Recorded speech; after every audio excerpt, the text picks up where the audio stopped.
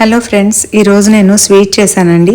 Easy పద్ధతిలో అన్నవరం ప్రసాదం చేశాను. అది చాలా బాగా వచ్చిందండి. అది ఎట్లా చేశానో చెప్తాను. కుక్కర్ లో 3 స్పూన్లు నెయ్యి వేసుకుని జీడిపప్పు, కిస్మిస్ లైట్ బ్రౌన్ కలర్ వచ్చే వరకు వేయించి గిన్నెలోకి తీసుకుని పక్కన ఉంచాలి. అదే నేతిలో 1 గ్లాసు ఎర్రగోధుమ రవ్వ వేసుకుని బాగా వేగాక అందులో 4 గ్లాసులు నీళ్లు పోసి కొద్దిగా నెయ్యి వేసి కుక్కర్ మూత పెట్టి 2 విజిల్స్ వచ్చాక స్టవ్ ఆఫ్ చేసి లోపల ఆవిరి పూర్తిగా తగ్గిన తర్వాత రవ్వ వేసిన గ్లాస్తోనే 1/2 గ్లాస్ పంచదార వేసి బాగా కలపాలి.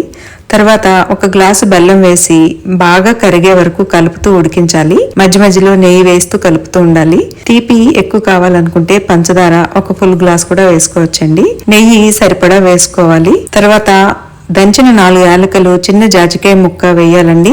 మళ్ళీ కొంచెం నెయ్యి వేసి వేయించి ఉంచుకున్న యాలకులు, కిస్మిస్, చిన్న పటిక ముక్క దంచి వేసుకోవాలి. ఇవన్నీ బాగా కలిపి స్టవ్ ఆఫ్ చేయాలండి. అంతేనండి, రుచికరమైన అన్నవరం ప్రసాదం రెడీ. హ్యాపీ పొంగల్ అండి.